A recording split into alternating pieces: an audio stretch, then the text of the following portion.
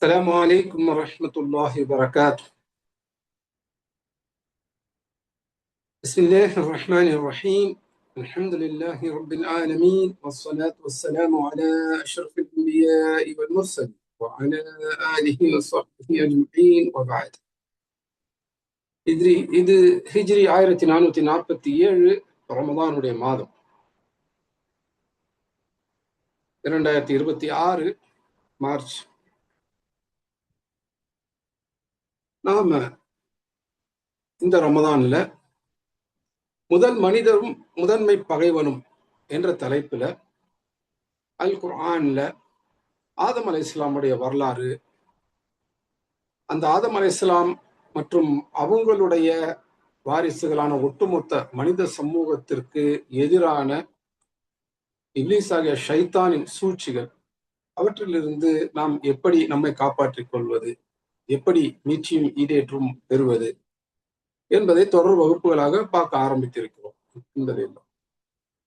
இதற்கு மையமானதாக சூரத்துல் பக்ரா 2வது சூறாவுடைய 30வது ஆயத்திலிருந்து 39வது ஆயத்து வரை அல்லாஹ் சுப்ஹானஹு வ தஆலா இந்த சம்பவங்களை சொல்லி இருக்கிறாங்க. அதை வைத்து அதற்குரிய விளக்கு உரையாகத்தான் இதை நம்ம பார்த்துக்கிட்டு வரோம் இந்த வகுப்புகள். இப்போ ஆதம் அலைஹிஸ்ஸலாமுடைய வரலாறு அப்படின்னு வரும்போது பொதுவாக நபிமார்களுடைய வரலாறுகள் நமக்கு கதை வடிவத்தில் சொல்லப்படும்.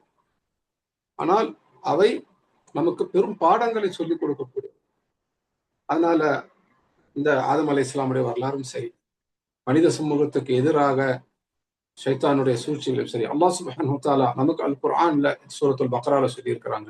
இதே விஷயங்களை சூரத்துல் ஆராஃப்லையும் சூரத்துல் ஹிஜ்ர்லையும் இன்னும் வெவ்வேறு இடங்களையும் சொல்லி இருக்கிறாங்க. சூரத்துல் பக்ராவை மையமாக கொண்டு அதில் வரக்கூடிய ஆயத்துகளுக்கு அல் குர்ஆன்ல மற்ற இடங்களில் இருக்கக்கூடிய ஆயத்துக்களை விளக்கமாக கொண்டு குர்ஆனுடைய பல தஃப்சீர்களை அடிப்படையாக கொண்டு இந்த வகுப்புகளை நம்ம பார்த்துட்டு வரோம். இப்போ நம்ம பார்க்க இருக்கிறது 2வது சூரத்துல் பக்ராவுடைய 30வது ஆயத்தினுடைய விளக்க உரை. அதுக்குள்ள நம்ம விரிவாக இன்ஷா அல்லாஹ் போவோம். அதுல அல்லாஹ் சுப்ஹானஹு வ தஆலா என்ன சொல்றாங்க?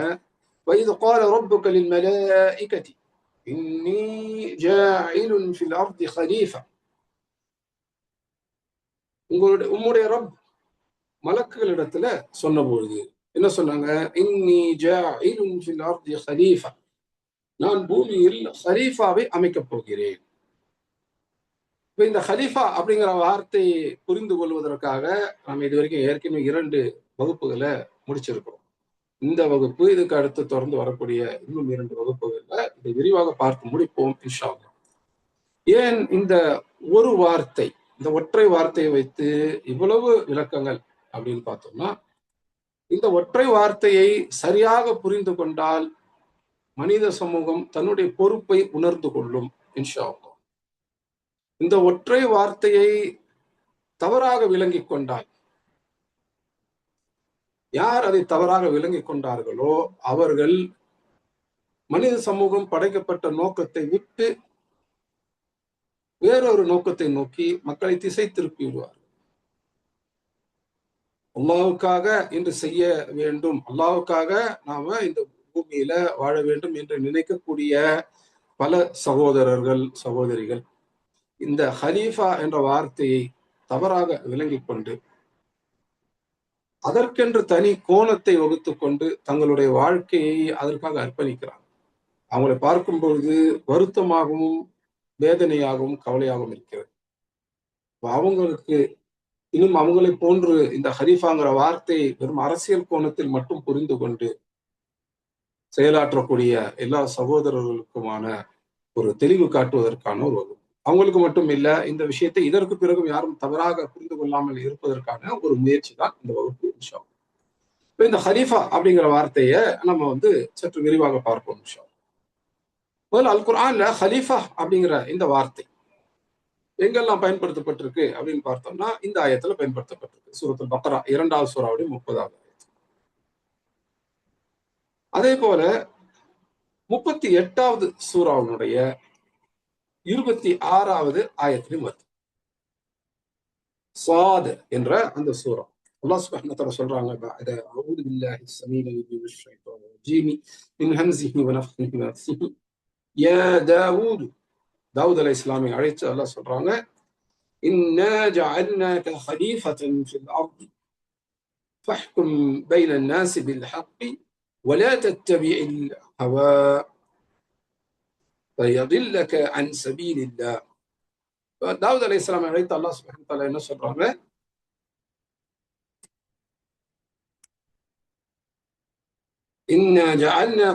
இன்னா ஜஅல்னாக ஹலீஃபத்தன் ஃபில் அர்த், உங்களை நாம் பூமியில் ஹலீஃபாவாக ஆக்கியிருக்கிறோம். ஃபஹ்கும் பைன الناس بالحق, மனிதர்களுக்கு மத்தியில நீங்கள் அல் ஹக்கை கொண்டு, சத்தியத்தை, உண்மையை கொண்டு தீர்ப்பு வழங்குங்கள். வலா தத்தபிஇல் ஹவா, ஹவாவை, மனு இச்சையை நீங்கள் இத்திபா செய்யாதீர்கள், பின்பற்றாதீர்கள். ஃபயதில்லக அன் சபீலில்லாஹ், அது அல்லாஹ்வுடைய வழியிலிருந்து உம்மை வழி தவற செய்துவிடும் என்று அல்லாஹ் சுப்ஹானஹு வ தஆலா சொல்றார். இந்த இரண்டு இடங்களிலும் ஹலீஃபா என்ற வார்த்தை பயன்படுத்தப்படுது. இந்த இரண்டு இடத்திலையும் பாத்தீங்கன்னா ஹலீஃபா ஃபில் அர்த் என்றுதான் பயன்படுத்தப்படுது. தாவூத் அலைஹிஸ்ஸலாமை பத்தி அல்லாஹ் சுப்ஹானஹு வ தஆலா பேசும்போது சூரா ஸாத் அதுல 38வது சூராவுடைய 26வது ஆயத்துல ஹலீஃபத்தன் ஃபில் அர்த் என்ற வார்த்தை பயன்படுத்தப்படுது, பூமியில் ஹலீஃபா. அதற்கு முன்னாடி நம்ம பார்த்த சூரத்துல் பக்ரா 2வது சூராவுடைய 30வது ஆயத்துல ஃபில் அர்தி ஹலீஃபா, பூமியில் ஹலீஃபா, ஹலீஃபாவாக பூமியில் ஹலீஃபா. இந்த இப்படிதான் இந்த வாக்கிய அமைப்பு, வாசக அமைப்பு இருக்கு. அல்ஹம்துலில்லாஹ். அப்ப என்ன மாதிரி இல்ல அதை நம்ம முதல்ல பார்த்துரும். குர்ஆன்ல ஹலீஃபா ஃபில் அர்த் அப்படின்னு இருக்கு, ஆனால் ஹலீஃபத்துல்லாஹ் ஃபில் அர்த் அப்படின்னு இல்லை. அதாவது ஹலீஃபா என்ற வார்த்தை இருக்கு, ஹலீஃபத்துல்லாஹ் என்ற வார்த்தை இல்லை. ஹலீஃபத்துல்லாஹ் அப்படின்னா என்ன அர்த்தம்? அல்லாஹ்வுடைய ஹலீஃபா அப்படின்னு அர்த்தம். அல்லாஹ் மனிதர்களை பற்றி சொல்லும் பொழுது பூமியில் உங்களுடைய ஹலீஃபாவாக ஆக்கினோம் என்று சொல்றாங்க. ஆனால் அல் குர்ஆன்ல எந்த இடத்திலையும் பூமியில் உங்களை என்னுடைய ஹலீஃபாவாக ஆக்கினேன், அல்லாஹ்வுடைய ஹலீஃபாவாக நீங்கள் ஆக்கப்பட்டீர்கள் என்று அல்லாஹ் சுப்ஹானஹு வ தஆலா ஒரு இடத்திலையும் சொல்லல. ஹலீஃபத்துல்லாஹ் என்ற வார்த்தை இல்லை. ஆனா நான் முந்தைய வகுப்புகளில் சொன்னது போல ஜமாஅத்தே இஸ்லாமி, இஹ்வான் முஸ்லிமூன், இன்னும் ஹிஸ்பு தஹ்ரீர் போன்ற ஹிலாஃபா என்ற அரசியல் சித்தாந்தத்தை தங்களுடைய மார்க்க வடிவமாக, தாவாவாக ஆக்கி கொண்ட அந்த இயக்க சகோதரர்கள், இன்னும் அந்த இயக்கத்தில் இல்லைனாலும் அதே சிந்தனையுடைய சகோதரர்கள், சகோதரிகள், இவங்க கிட்ட மனிதர் யார், மனிதன் படைக்கப்பட்ட நோக்கம் எது அப்படின்னு கேட்டோம்னா மனிதன் ஹலீஃபத்துல்லா, மனிதன் படைக்கப்பட்ட நோக்கம் ஹிலாஃபா அப்படின்னு சொல்லுவாங்க. மனிதன் அல்லாஹ்வுடைய ஹலீஃபா, மனிதன் படைக்கப்பட்ட நோக்கம் ஹிலாஃபா அப்படின்னு சொல்லுவாங்க. இப்ப ஹிலாஃபா அப்படிங்கிறது மனிதன் படைக்கப்பட்ட நோக்கம் அப்படின்னு இவங்க விளங்கி வச்சிருக்கிறாங்க. அதன் அடிப்படையில பூமியில ஹிலாஃபாவை நிலைநாட்ட வேண்டும் என்று இவங்க பெரும் முயற்சிகளை எடுக்கிறாங்க. இவங்களை பொறுத்த வரைக்கும் ஹிலாஃபா அப்படின்னா என்ன அப்படின்னு கேட்கும்பொழுது அது ஒட்டுமொத்த முஸ்லிம்களுக்குமான ஒற்றை தலைமை என்று சொல்றாங்க. அதுதான் மனிதன் படைக்கப்பட்ட நோக்கம் அப்படின்னு சொல்றாங்க. ஆனால் மனிதன் படைக்கப்பட்ட நோக்கம் எது என்பதை அல்லாஹ் சுப்ஹானஹு வ தஆலா குர்ஆன்ல நமக்கு தெளிவாக சொல்லிட்டாங்க. சூரத்து தாரியாத் 51வது சூராவுடைய 56வது ஆயத்தாக நாம பார்க்கக்கூடிய அதுல அல்லாஹ் சுப்ஹானஹு வ தஆலா சொல்றாங்க, வமா ஹலக்துல் ஜின்ன வல் இன்ஸ இல்லா லியஅபுதூன், ஜின்களையும் மனிதர்களையும் எம்மை இபாதத் செய்ய வேண்டும், வணங்க வேண்டும் என்பதற்காகவே தவிர வேறு எதற்காகவும் நாம் படைக்கவில்லை. ஜின்களை மனிதர்களையும் அல்லாஹ் சுப்ஹானஹு வ தஆலா இபாதத் செய்யணும் என்றுதான் படைச்சாங்க. யாருக்கு இபாதத் செய்யணும்? அல்லாஹ்வுக்கு இபாதத் செய்யணும், அல்லாஹ்வை இபாதத் செய்யணும். இபாதத் அப்படின்னா என்ன? வணங்குது, அல்லாஹ்வை வணங்கணும், அல்லாஹ்வுக்கு அடிமையாக இருக்கணும். அதற்காகத்தான் அல்லாஹ் சுப்ஹானஹு வ தஆலா படைத்தான். அப்ப மனிதன் படைக்கப்பட்ட நோக்கம் இபாதா என்பது அல்லாஹ்வுடைய வார்த்தைகளிலிருந்தே நமக்கு மிக தெளிவாக ஆகுது. அப்போ இந்த 2வது சூராவுடைய 30வது ஆயத், அதை வைத்து மனிதன் படைக்கப்பட்ட நோக்கம் ஹிலாஃபா என்று சொல்றாங்க இல்லையா, அவங்கள பார்த்து நம்ம கேட்கக்கூடிய கேள்விதான். அல்லாஹ் சுப்ஹானஹு வ தஆலா மனிதன் படைக்கப்பட்ட நோக்கம் இபாதா என்று தான் சொல்லிட்டாங்க. ஹிலாஃபா என்ற வார்த்தை நீங்க சொல்லக்கூடிய பொருள்ல குர்ஆன்ல எங்கேயுமே இல்ல. இன்னும் ஹிலாஃபாங்கிற வார்த்தையே நம்ம தனியாக அங்கே பார்க்க முடியாது. அதே போல மனிதன் ஹலீஃபத்துல்லா என்று சொல்வதும் குர்ஆன்ல எங்கேயுமே இல்லை. மனிதன் ஹலீஃபா என்று தான் அல்லாஹ் சொல்லியிருக்கிறாங்களே தவிர ஹலீஃபத்துல்லா என்று அல்லாஹ் சொல்லவே இல்லை. அப்ப இந்த ஹலீஃபத்துல்லா, ஹிலாஃபா, இதுதான் மனிதன் படைக்கப்பட்ட நோக்கம் என்று சொல்றது குர்ஆனை தவறாக விளங்குது.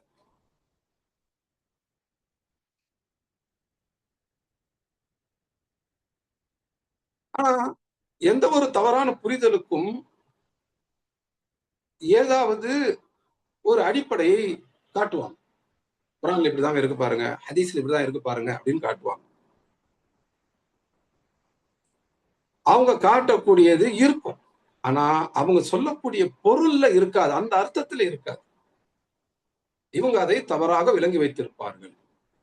அப்படி இவங்க எதை தவறாக விளங்கி வைத்தார்கள், எதன் அடிப்படையில இவங்க இப்படி ஒரு அரசியல் கொள்கையை உருவாக்கினார்கள் என்பதை இன்றைக்கு குரானுடைய ஆயத்துகள் அடிப்படையில நம்ம பார்க்க இருக்கிறோம் இன்ஷா அல்லாஹ். அதற்கு முன்னால இந்த ஹலீஃபத்துல்லா என்ற வார்த்தை, இதனுடைய பயன்பாட்டை அறிஞர்கள் எப்படி பார்த்திருக்கிறாங்க என்று நம்ம பார்த்துருவோம் இன்ஷா அல்லாஹ். ஏன்னா இன்னைக்கு நம்ம குறிப்பா பார்க்க போறது என்ன, மனிதன் படைக்கப்பட்ட நோக்கம் இவாதா. ஆனா இந்த அரசியல் ஆக இஸ்லாமை பார்க்கக்கூடியவர்கள் என்ன சொல்றாங்க, மனிதன் படைக்கப்பட்ட நோக்கம் ஹிலாஃபா அப்படின்னு சொல்றாங்க. மனிதன் படைக்கப்பட்ட நோக்கம் இபாதா அப்படின்னு இருந்தா மனிதன் யார் என்று கேட்கும்போது மனிதன் அல்லாஹ்வுடைய அப்த், அடிமை, அல்லாஹ்வுடைய ஆபித், வணக்கசாலி என்று சொல்லுவோம். ஆனா இதே மனிதன் அல்லாஹ்வுடைய ஹலீஃபாவாக படைக்கப்பட்டான் இவங்க என்று சொல்லுவாங்க. மனிதன் யாருன்னு கேட்டா ஹலீஃபத்துல்லா என்று சொல்லுவாங்க. மனிதன் படைக்கப்பட்ட நோக்கம் ஹிலாஃபான்னு சொல்லுவாங்க.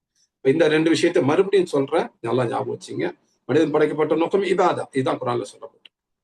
பூமியில ஹலீஃபாவை படைக்கப் போகிறேன் என்று அல்லாஹ் சொல்லும் போது அது ஹலீஃபா என்று இவங்க நிறுத்திக்காம ஹலிஃபத்துல்லா என்று அங்க இல்லாத ஒரு வார்த்தையை கொண்டு வர்றாங்க. ஹலீஃபா என்பதோட அல்லாஹ் என்பதை இவங்களாக சேர்த்து ஹலிஃபத்துல்லா என்ற ஒரு வார்த்தையை கொண்டு வர்றாங்க. அப்ப பூமியில் அல்லாஹ்வுடைய ஹலீஃபாவை படைக்கப் போகிறேன் என்று இவங்களாக ஒரு வர்ணனை கொண்டு வர்றாங்க. மனிதன் இபாதத்திற்காக படைக்கப்பட்டாங்க அப்படிங்கிறது மாதிரி மனிதன் ஹிலாஃபத்துக்காக படைக்கப்பட்டாங்க என்று இவங்க அதை மாற்றி சொல்றாங்க. இபாதத்துக்காக படைக்கப்பட்டால் மனிதன் யார் என்று சொல்லும் போது மனிதன் அப்துல்லா, அல்லாஹ்வுடைய அடிமை, அல்லாஹ்வுடைய ஆபித் என்று சொல்லலாம். இதே ஹிலாஃபத்திற்காக மனிதன் படைக்கப்பட்டான்னு சொன்னா மனிதன் யாருன்னு கேட்கும் போது ஹலிஃபத்துல்லா அப்படின்னு தான் சொல்றாங்க. ஆனா நபி முஹம்மது ஸல்லல்லாஹு அலைஹி வஸல்லம் எந்த இடத்திலும் தன்னை ஹலீஃபத்துல்லா என்று சொல்லிக் கொண்டதே கிடையாது. எந்த நபியும் எந்த ரசூலும் தன்னை ஹலீஃபத்துல்லா என்று தங்களுடைய மக்களிடத்தில் சொன்னதே கிடையாது. அதே போல அல்லாஹ் சுப்ஹானஹு வ தஆலா அல் குர்ஆன்ல எந்த ஒரு நபியினுடைய தாவாவை சொல்லும் போது, அழைப்பு பணியை சொல்லும் போதும் சரி, நபி முஹம்மது ஸல்லல்லாஹு அலைஹி வஸல்லம் அழைப்பு பணியை சொல்லும் போதும் சரி, எந்த இடத்திலும் இந்த நபியை நாம ஹலீஃபத்துல்லாவாக அனுப்பினோம் என்று சொன்னதே கிடையாது. நபி முஹம்மது ஸல்லல்லாஹு அலைஹி வஸல்லம் தன்னை பற்றி வர்ணிக்கும் பொழுது என்னை அப்துல்லா என்று சொல்லுங்கள், அல்லாஹ்வுடைய ரசூல் என்று சொல்லுங்கள் அப்படின்னு தான் சொன்னாங்க. கலிஃபத்துல்லா என்று சொல்லுங்கள் என்று சொன்னதே கிடையாது. நபி முஹம்மது ஸல்லல்லாஹு அலைஹி வஸல்லம் மரணத்துக்கு பிறகு முஸ்லிம் உம்மத்திற்கு, முஸ்லிம் சமூகத்திற்கு யார் தலைமை பொறுப்பு ஏற்பது, அரசியல் ரீதியான தலைமை, ஆட்சி தலைமை யார் ஏற்பது என்ற கேள்வி வருது. அப்ப நபித்தோழர்களுக்கு மத்தியில் முடிவு செய்து அபூபக்கர் ரலியல்லாஹு அன்ஹு என்ற அந்த நபித்தோழர்களின் சிறந்தவரை அவங்க அடுத்த ஆட்சி தலைவராக ஆக்குறாங்க. இப்ப நபி முஹம்மது ஸல்லல்லாஹு அலைஹி வஸல்லம் அவங்க மரணித்து விடுகிறார்கள், அவங்க நீங்கி விடுகிறார்கள். அந்த இடத்துல அவங்களுக்கு பதிலாக அபூபக்கர் ரலியல்லாஹு அன்ஹு வர்றாங்க. நபிக்கு மாற்றமாக இன்னொரு நபியாக அவங்க வரல. முஹம்மது ஸல்லல்லாஹு அலைஹி வஸல்லம் அவங்களுக்கு பிறகு எந்த ஒரு நபியும் ரசூலும் இல்லை. ஆனா அவங்க அந்த முஹம்மது ஸல்லல்லாஹு அலைஹி வஸல்லம் ஆட்சி செய்திருந்தார்கள், சமூகத்திற்கு தலைவராக இருந்தார்கள். அந்த சமூக தலைமை, ஆட்சி தலைமை என்பது அவங்க மரணித்ததோடு நிறைவு பெறுகிறது. அப்ப அவங்க இடத்துல அவங்களுக்கு பதிலாக வந்தவங்க தான் அபூபக்கர் ரலியல்லாஹு அன்ஹு. இப்ப அபூபக்கர் ரலியல்லாஹு அன்ஹு ஆட்சி பொறுப்பை ஏத்துக்கிட்ட போது தன்னை அவங்க எப்படி அறிமுகப்படுத்திக்கிறாங்க, ஹலீஃபத்து ரசூலுல்லாஹ் அப்படின்னு சொல்றாங்க. ரசூலுல்லாஹ்வுடைய ஹலீஃபா என்ற வார்த்தையை தான் அபூபக்கர் ரலியல்லாஹு அன்ஹு பயன்படுத்துறாங்க. உமர் ரலியல்லாஹு அன்ஹு அடுத்த ஆட்சிக்கு வரும்போது தன்னை பற்றி அவங்க சொல்லும் பொழுது ஆனா ஹலீஃபத்தி ரசூலுல்லாஹ் அப்படின்னு சொல்றாங்க. ரசூலுல்லாஹ்வுடைய ஹலீஃபாவுடைய ஹலீஃபா. ரசூலுல்லாஹ்வுடைய ஹலீஃபா யாரு, ஹலீஃபத்து ரசூலுல்லாஹ் யாரு, அபூபக்கர். அபூபக்கர் மரணித்து விட்ட பிறகு, அவங்க சென்று விட்ட பிறகு, இந்த உலகத்தை விட்டு சென்று விட்ட பிறகு, அவங்களுக்கு பதிலாக அந்த இடத்துல ஆட்சி பொறுப்பை ஏற்றுக்கொண்ட உமர் ரலியல்லாஹு அன்ஹு தன்னை ஹலிஃபத்து ரசூலுல்லாவான அபூபக்கருடைய ஹலீஃபத்தி ரசூலுல்லா அப்படின்னு சொல்றாங்க. இவங்க யாரும் தன்னை ஹலிஃபத்துல்லா என்று சொல்லிக் கொண்டது இல்லை. உஸ்மான் ரலியல்லாஹு அன்ஹு காலகட்டத்துல ஹலீஃபான்ற வார்த்தை தொடர்ச்சியா பயன்படுத்தப்பட்டு வந்தது. ஏன்னா உமர் ரலியல்லாஹு அன்ஹு காலத்துல அவங்களை ஒரு நபித்தோழர் அமீருல் மூமினீன் என்று அழைக்க, உமர் ரலியல்லாஹு அன்ஹு இது நன்றாக இருக்கிறது, இப்படியே நாம் மூமின்கள், நம்முடைய தலைமைங்கிறது அமீருல் மூமினீன் என்பது சரியாக இருக்கு, இந்த வார்த்தையை நம்ம தொடர்ந்து பயன்படுத்தும் என்று சொல்றாங்க. அதன் அடிப்படையில ஹலீஃபா என்பவர் அமீருல் மூமினீன் என்றும் அழைக்கப்படுறாங்க. அபூபக்கர் ரலியல்லாஹு அன்ஹு காலத்தில் அமீருல் மூமினீன் என்ற வார்த்தை பிரயோகம் இல்ல. ஹலீஃபாவுக்கு ஹலீஃபா அப்படின்னு மட்டும்தான் அழைக்கப்பட்டாங்க. உமர் ரலியல்லாஹு அன்ஹு காலத்திலிருந்து ஹலீஃபா அமீருல் மூமினீன் என்ற இரண்டு வார்த்தைகளும் பயன்படுத்தப்பட்டுச்சு. ஹலீஃபாங்கிறது ஹலீஃபத்து ரசூலுல்லாஹ் அப்படிங்கிற அந்த வழக்குல தான் பயன்படுத்தப்பட்டது. அதுக்கு அடுத்தது உஸ்மான் ரலியல்லாஹு அன்ஹு ஆட்சிக்கு வர்றாங்க. அவங்க ஹலீஃபா என்றும் அமீருல் மூமினீன் என்றும் அழைக்கப்பட்டாங்க. அடுத்து அலி ரலியல்லாஹு அன்ஹு ஆட்சிக்கு வர்றாங்க. ஹலீஃபா என்றும் அமீருல் மூமினீன் என்றும் அழைக்கப்பட்டாங்க. அலி ரலியல்லாஹு அன்ஹுடைய மரணத்துக்கு பிறகு ஒரு 6 மாதங்கள் அவங்களுடைய மகன் ஹசன் ரலியல்லாஹு அன்ஹு ஆட்சி பொறுப்புல இருக்கிறாங்க. அவங்களும் ஹலீஃபா அமீருல் மூமினீன் என்று அழைக்கப்பட்டாங்க. அதற்கு பிறகு ஹசன் ரலியல்லாஹு அன்ஹு பிரிந்து தனியாக ஆட்சி செய்து கொண்டிருந்த முஆவியா ரலியல்லாஹு அன்ஹு தன்னுடைய பகுதியினுடைய ஆட்சி பொறுப்பையும் சேர்த்து ஒப்படைத்து அவங்களை ஹலீஃபா என்று ஏற்றுக்கொள்கிறார். முஆவியா ரலியல்லாஹு அன்ஹு ஹலீஃபா என்றும் அமீருல் மூமினீன் என்றும் அழைக்கப்பட்டார். நபி ஸல்லல்லாஹு அலைஹி வஸல்லம் வார்த்தைகள் இருக்கு, எனக்கு பிறகு 30 வருடங்கள் ஹிலாஃபா அலா மின்ஹாஜுன் நுபுவா, நுபுவத் அடிப்படையிலான நுபுவத்துடைய வழிமுறையிலான ஹிலாஃபா எனக்கு பிறகு 30 வருடங்கள் இருக்கும் என்று சொல்றாங்க. முஸ்னத் அஹ்மதுல வரக்கூடிய ஹதீஸ். அதற்கு பிறகு மன்னராட்சி முல்க் என்று சொல்றாங்க. முஆவியா ரலியல்லாஹு அன்ஹு அவங்க ஹலீஃபா அமீருல் மூமினீன், அதே சமயத்துல அவங்க காலத்திலிருந்து அது மன்னராட்சியாக மாறு. அவங்களுடைய மரணத்துக்கு பிறகு அவங்களுடைய மகன் யசீத் அடுத்த ஆட்சியாளராக வருவார் என்று முஆவியா ரலியல்லாஹு அன்ஹு தான் இருக்கும் போதே அறிவித்து, தனக்கு பிறகு தன்னுடைய மகன் என்று அறிவித்து, அதற்கு பையத் செய்ய சொல்லி பலரிடத்திலும் பேசியிருக்கிறார். யசீதை விட சிறந்தவர்கள், மார்க்க கல்வியிலும் அமலிலும் சிறந்தவர்கள் இருந்த போதும் யசீத் ஆட்சியாக வந்தார், அந்த ஆட்சியாளராக வந்தார், தகுதி இல்லாமல் ஆட்சியாளர் வந்தார். அவருடைய தகுதி என்ன? இதற்கு முன்னாடி இந்த ஹலீஃபாவுடைய மகன் முஆவியா ரலியல்லாஹு அன்ஹுடைய மகன் அப்படிங்கிறத தவிர அவருக்கு பெரிய தகுதி ஒன்றும் கிடையாது. இப்போ இந்த யசீத் எல்லாம் பாத்தீங்கன்னா ஹலீஃபா என்ற வார்த்தையை பயன்படுத்தியவர் தான். இப்ப இன்றைக்கு சொல்றாங்க பாத்தீங்களா, ஹிலாஃபா அப்படின்னா புனிதமானது அப்படின்னு சொல்லி. இப்ப யசீதனுடைய ஆட்சியை புனிதமானதுன்னு சொல்லுவாங்களா? சொல்ல மாட்டாங்க இல்லையா? யசீதுடைய ஆட்சி வரலாறு தெரிஞ்ச யாருமே யசீதுடைய ஆட்சி புனிதமானதுன்னு சொல்ல மாட்டாங்க. ஆனாலும் யசீதே ஹலீஃபா என்று அந்த வார்த்தையை பயன்படுத்தி தான் வரலாற்று ஆசிரியர்கள், முஸ்லிம் வரலாற்று ஆசிரியர்கள் எல்லாம் பதிவு செஞ்சிருக்கிறாங்க. இப்ப யசீத் ஹலீஃபா அப்படின்னு சொன்னா அப்ப ஹிலாஃபா மட்டும் புனிதமானது இல்லை அப்படின்னு ஆயிடும்.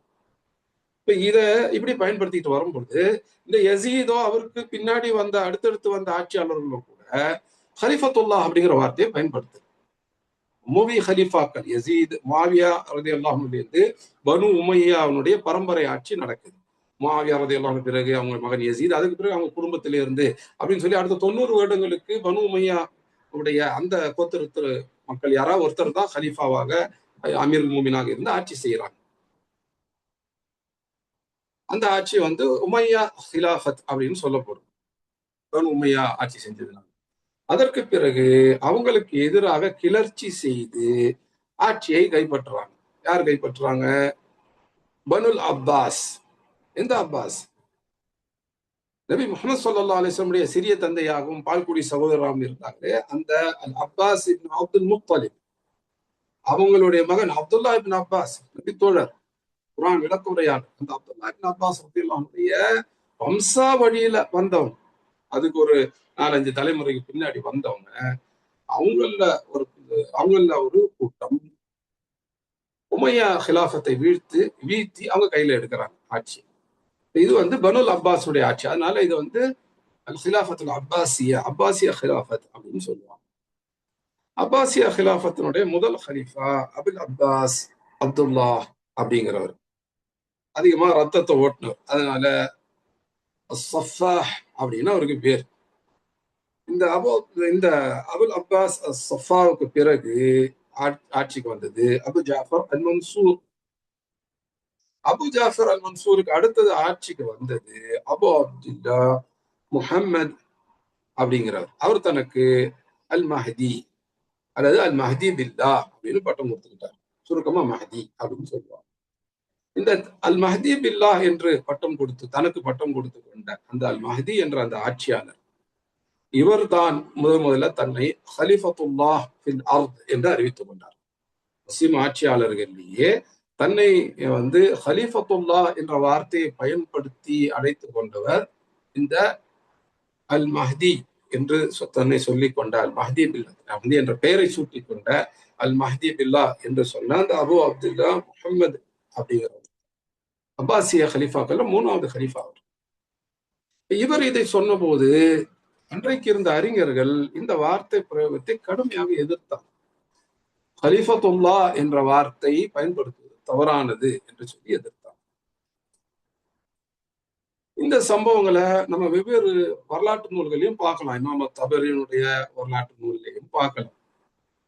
இமாம் நவவி அவங்க தன்னுடைய அல் அத்கார் என்ற அந்த நூல்ல பயன்படுத்துவதற்கு வெறுக்கத்தக்க வார்த்தைகள் என்ற பாடத்தலைப்புல சொல்றாங்க, முஸ்லிம்களுடைய காரியங்களை கவனித்துக் கொள்ளக்கூடிய ஆட்சியாளர் ஹலிஃபத்துல்லா என்று அழைக்கப்படக்கூடாது என்று சொல்றாங்க. ஹலிஃபத்துல்லா என்று அழைப்பது வெறுக்கத்தக்கது அப்படின்னு சொல்றாங்க.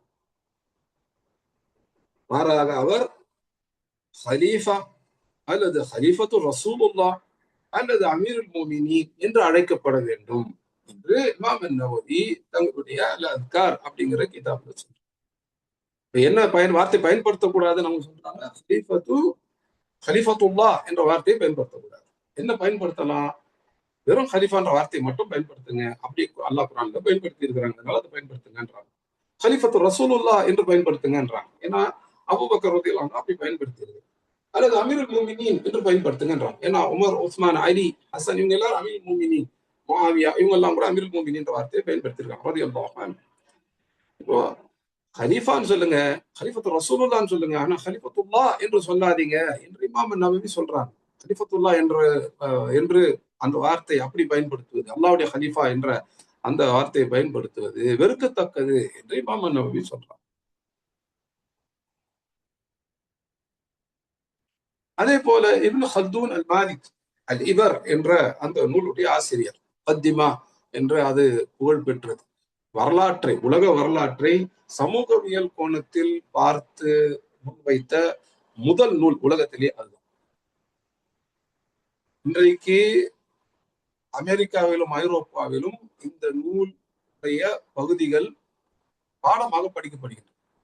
ஆங்கிலத்துல இது மொழிபெயர்க்கப்பட்டிருக்கு, இது பாடம் படிக்கப்படுது.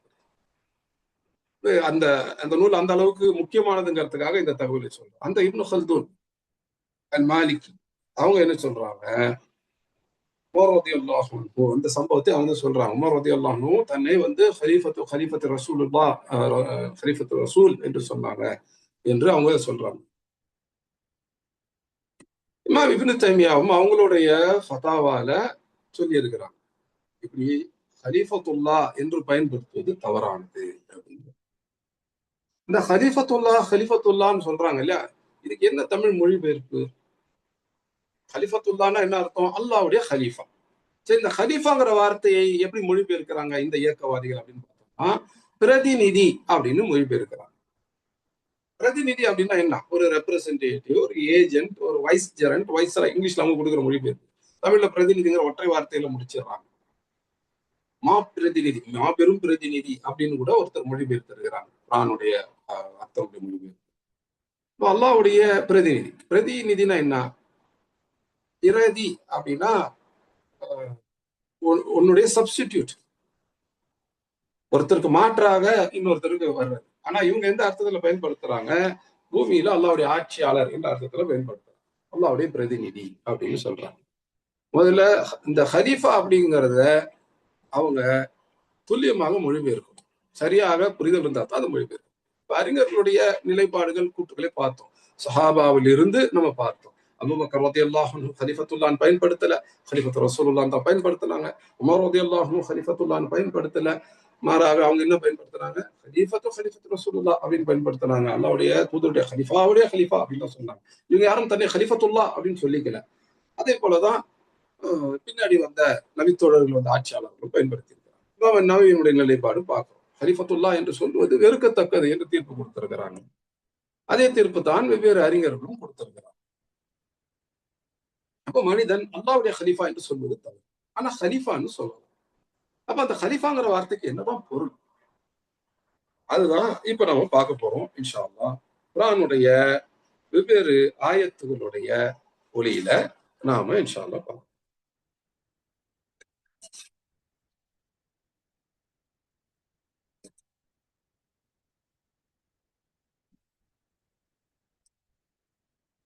முதல்ல இதுல நம்ம பார்க்க போற ஆயத்து எது